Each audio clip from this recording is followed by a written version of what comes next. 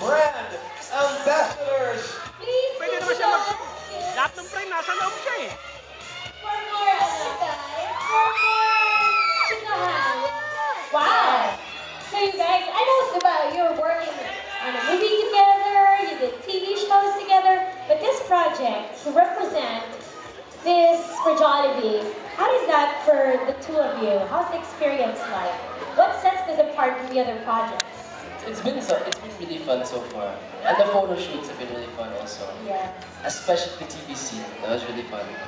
Plus, Jollibee kasi parang is helping us reach out sa mga fans namin more eh. With the store visits, ganyan. Right. We serve our fans, they want, yeah, give them the albums, ganyan. Super saya. The experience is really great. Nadine, you already did the commercial, of course, Yes.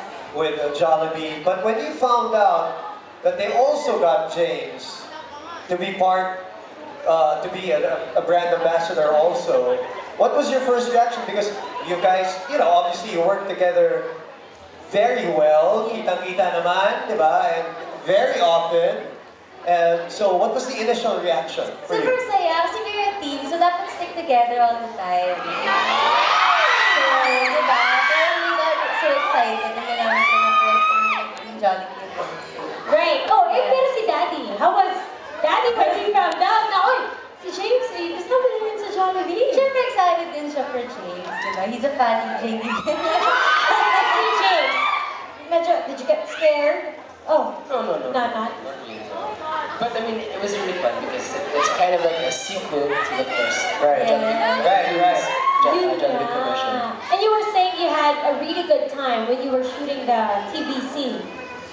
Yeah, that's because of her dad. Oh, It was so fun to have him on the set. Yes. Okay, so Sinabi mo, ma? is he not strict at all? Kasi diba, the character in that commercial with Nadine, very protective, always reminding, and then finally you come in.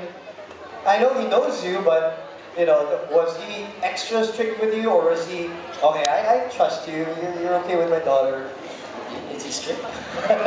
He is, pero alam mo yun, hindi all the time. Parang meron ng mga instances na kailangan niya maging strict. Maging strict siya. Pero kay James, yun ang tanong kay James. What's the vibe Is he strict? of your dad with James? What's the vibe between you? James. I don't think he's strict.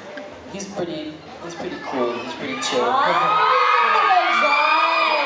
Kasi Daddy was very cool. Okay, ganito. Kasi ako, sino hindi pa nakakapanood ng TVC?